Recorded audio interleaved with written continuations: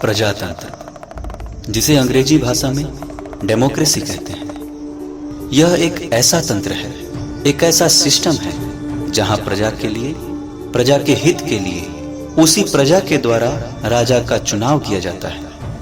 इस युग के महान दार्शनिक एवं इतिहासकार श्री प्रभात रंजन सरकार के अनुसार इस प्रजातंत्र के संविधान को सर्वप्रथम आज से 2500 वर्ष पूर्व वैशाली बिहार के लिच्छवी वंश के राजाओं द्वारा लिखा गया था एवं उसी वंश के राजाओं द्वारा सर्वप्रथम लागू भी किया गया था।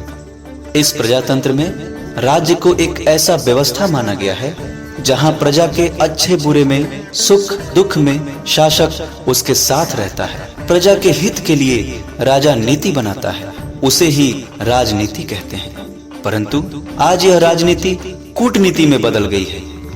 भारत को एक प्रजातांत्रिक देश माना जाता है, परंतु आज प्रजा के हित में कोई तंत्र काम नहीं कर रहा है।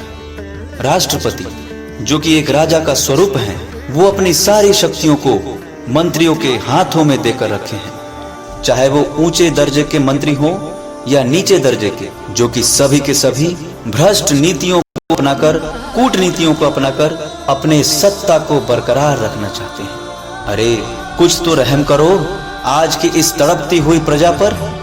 इस वैश्विक महामारी से बचने के लिए लॉकडाउन तो लगा दिए, पर क्या कभी सोचे कि देश भर में लोग भूखों मर रहे हैं, बेघर हो रहे हैं, उनके परिवारजनों के इलाज के लिए उनके पास पैसे नहीं हैं, उनकी हालात बद से बदतर होते जा रही है। कौन सुने इन सब बातों को, कौन ध्यान दे इन सब पर?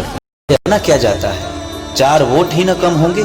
परंतु हे प्रजा के पालकों, क्या आप अपनी जिम्मेदारियों को भूल गए उस प्रजा को जिसने आपको शासन का कार्यभार सौंपा। आज हर सरकारी दफ्तर में रिश्वत के बिना काम नहीं चलता। कुछ चुनिंदे अफसरों को छोड़कर हर सरकारी दफ्तर में भ्रष्टाचारियों का जमावड़ा है, चाहे वो छोटे से वार्ड का नगर निगम दफ्तर हो या राज्य का। और जो अपने आप को ईमानदार या सच्चा मानते हैं, वो भी गलती करने वाले अपने साथियों को गलत करने से नहीं रोकते। सोचिए क्या होगा इस प्रजा का। जिन नगर के प्राधिकारियों को राशन दिया गया जरूरतमंदों तक पहुंचाने के लिए, पर वो पहुंच नहीं पाया, अन्य सुविधाएं भी उन जरूरतमंदों तक नहीं पहुंच पाई। क्यों? क्योंकि उनके पास न राशन कार्ड है, न मजदूरी कार्ड है और न कोई अन्य प्रमाण। आज गरीब होने पर भी ये प्रमाणित करना पड़ेगा।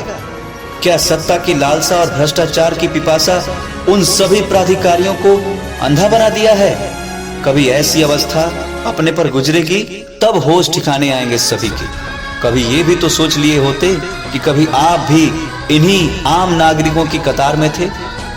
और अगर ये सभी भ्रष्ट मंत्री, ऑफिसर्स ऐसा नहीं सोच पा रहे हैं, कुछ नहीं कर पा रहे हैं, तो आज आम नागरिक को एकजुट होना होगा, एक दूसरे के मदद के लिए, एक दूसरे के जरूरतों को क्षतिपूर्ति करने के लिए हम सबको मिलजुल कर व्यवस्था बनानी होगी।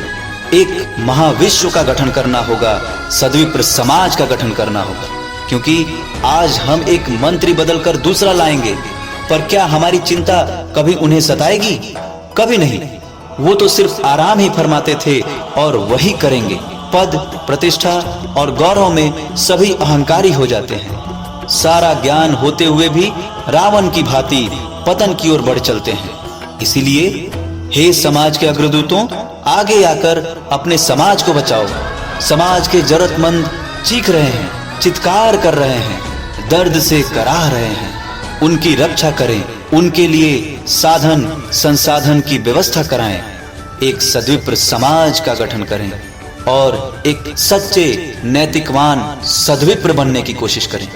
आप सबों से यही आग्रह है।